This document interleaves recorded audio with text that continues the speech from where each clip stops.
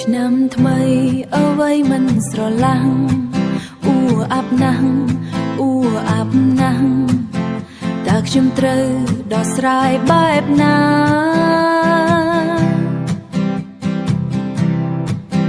ប្រេងសាំងកាន់តែឡើងខ្ចារឿងកាន់តែចុះផ្សាបុណ្យការក៏កើនឡើងដែរពីមុនបុណ្យការតែម្ដងចិត្តគ្មានមកចងដៃរួចរំលែងសប្បាយពេលនេះ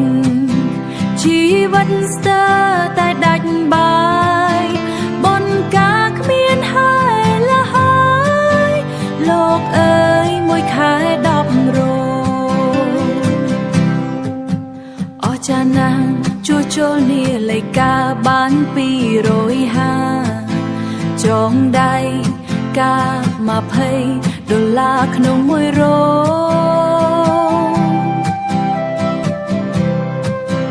ដេកយប់ស្រមៃអំបិលសៀងមកល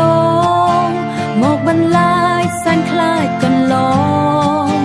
កុំឡងខ្ញុំសូមអង្វរណាស់ហើយចង់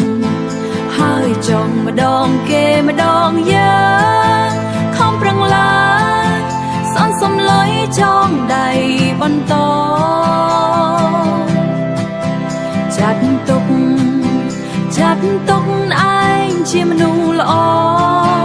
មានញាតិច្រើនកហើយឲ្យចងដៃ